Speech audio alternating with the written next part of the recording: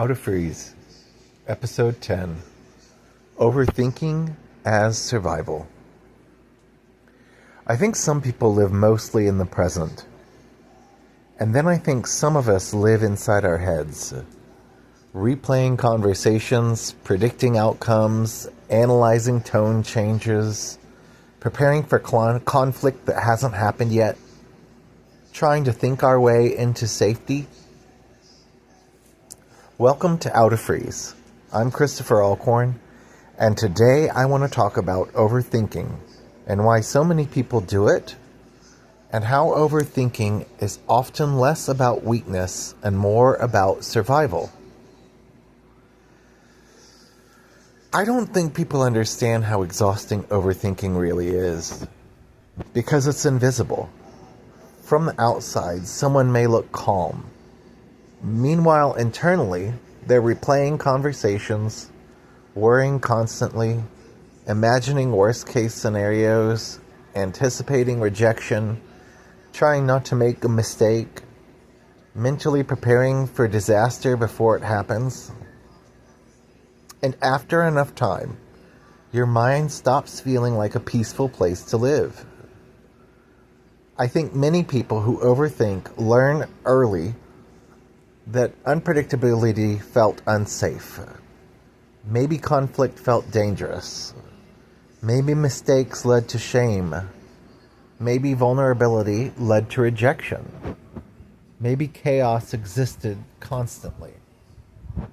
So the brain adapts. It starts scanning for patterns, analyzing people, preparing emotionally, trying to stay one step ahead of pain. And honestly, that makes sense in survival environments. The problem is, eventually the mind keeps scanning, even after danger changes. I think overthinking is often an attempt to create certainty, to feel in control.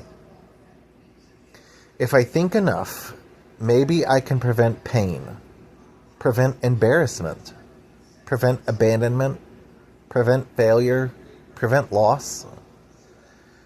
But the difficult part is, life is unpredictable no matter how much we analyze it. And eventually overthinking becomes emotionally exhausting because the mind never fully rests.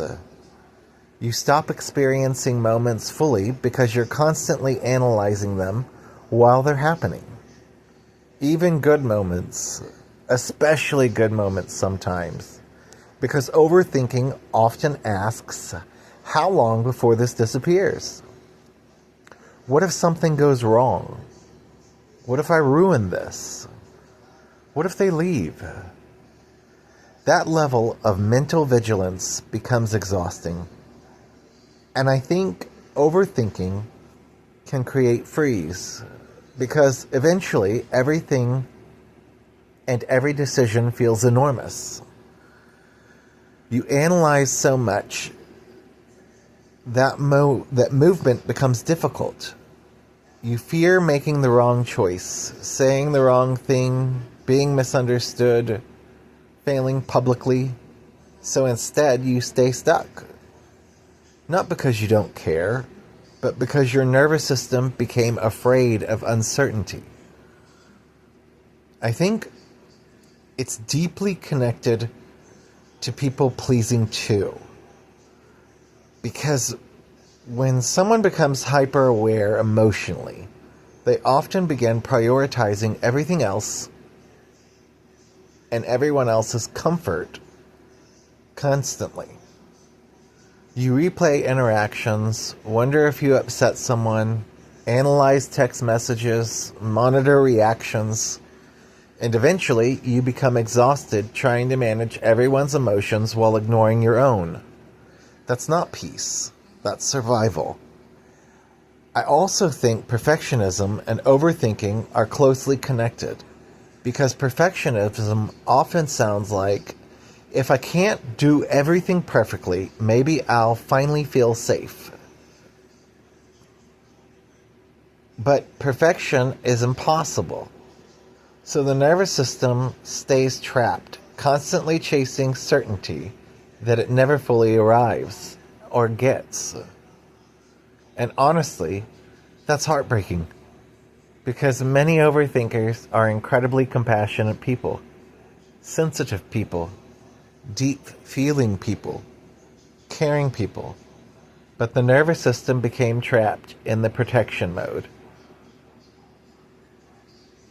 And if your mind never fully shuts off, if you replay conversations constantly, if you analyze everything, if you fear mistakes, rejection, conflict, or disappointing people, if your nervous system feels exhausted from trying to anticipate every possible outcome, I want you to hear me clearly.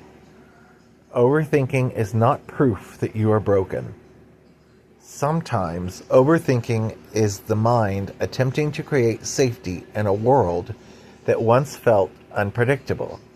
Sometimes it's protection, and protection can become exhausting. If your thoughts feel overwhelming, if your mind struggles to rest, if uncertainty feels emotionally unsafe, I want you to hear me clearly.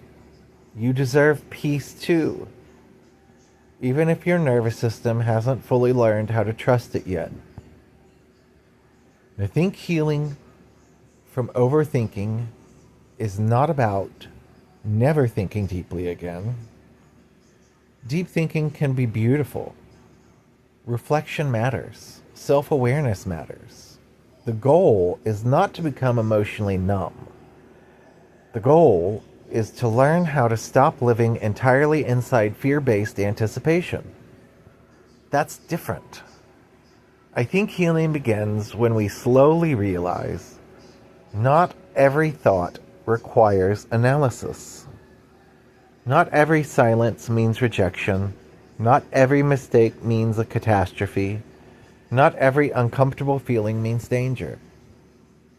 And honestly, that takes practice.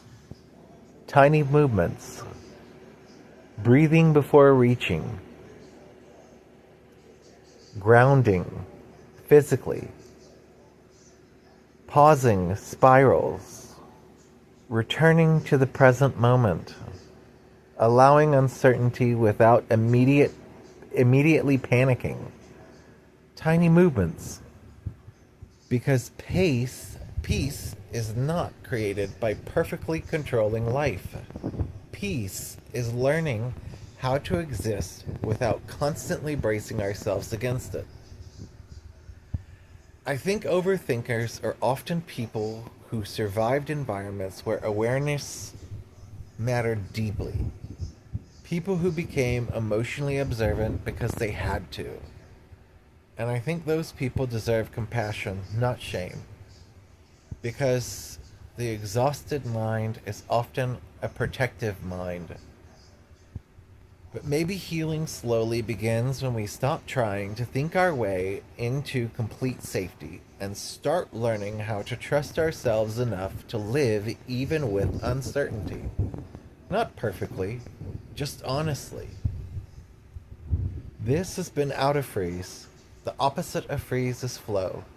Tiny movements, big change. I'll see you next time, friends. Thanks for listening.